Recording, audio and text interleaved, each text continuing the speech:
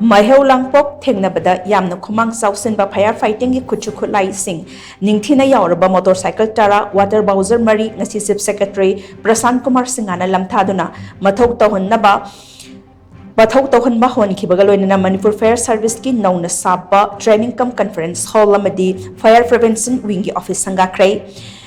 Manipur की अखुबा लंबी सिंग चंगदुना MEIHOU LANGPOK THENGNABADA अचौबा मतंग ओइगदोरिबा फायर फाइटिंग की इक्विपमेंट सिंग दु चीफ सेक्रेटरी प्रशांत कुमार सिंह हाना लुचिंगदुना होम डिपार्टमेंट की commissioner N Ashok Kumar home department की joint secretary doctor M Bheto Manipur fire service की डायरेक्टर एल नबचंद्र यावना लमथाबगा लोइनना ट्रेनिंग कम कॉन्फ्रेंस हॉल अमदी फायर प्रिवेंशन विंग की ऑफिस संगाखे थौरमदुगा मरी लेना चीफ सेक्रेटरी प्रशांत कुमार सिंहाना high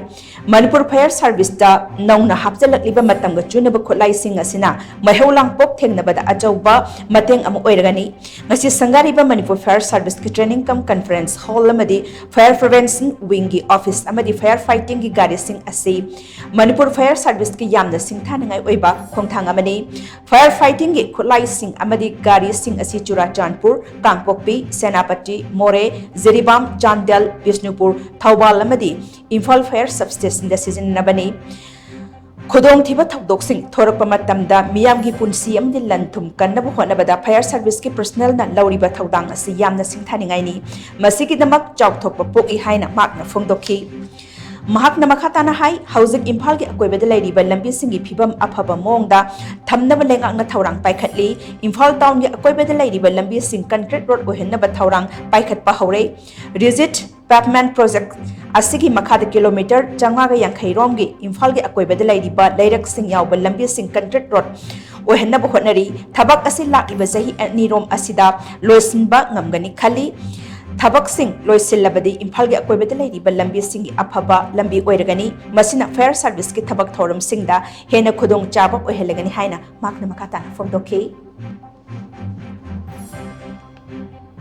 We have come to inaugurate this new initiative of the fire department. It's an excellent initiative covering almost the entire state to strengthen the fire departments in districts. We have flagged off around 10 bikes with water mist firefighting units installed and 4 water bowsers. The districts covered are Churachandpur, Kangpokpi, Senapati, More, Jiribam, Chandel, Bishnupur, Thawbal and Imphal. So you can see that it's all over. The entire road problem of the entire Imphal district will be sorted out very soon. Work has already started. There is this project of rigid pavement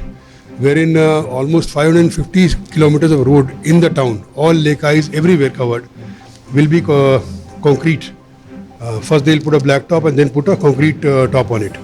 Thereafter there will be no maintenance requirement for a very long time. So that is very much on the cards. It is happening already. A lot of work has already happened in the sense that wherever ROW is available, they are making the black top first. But this work will go on for the next maybe 1.5-2 years. After that, all these problems will be sorted out. Manipur aikoina asuk changma matamsi aikoida challenges asoba challenges ama oina dum lakpa singaga aikoiga dum loinaraga kari noibu apikpa koi lambi si changba yadaba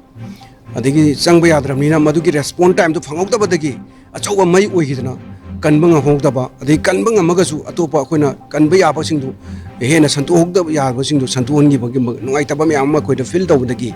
adigi adu mathakta masida mi yam changdaba main force is sugimatic less oira aduga mang the sagi 40 liters ki 2020 nakan 40 liters ki capacity ni water capacity ni aduga mon da koi pump ama system ama yauri aduga PTO ki matengna sagi machine jida engage tor kan PTO engage tor ga sagi water converted to the koi kanwa koi folk koi sai ising na thola roi folk kumba dagi water mist na thorpa adu yamna effective oiba akoi chumnagi akoi water tender aso se sima gi my capacity yauna sinaba yaba dumba yamna kanoni modernize oiba anova technology gi gari ni adu masi akoi fajana matam mafam sana sinergadi akoi soidana kanaba fangani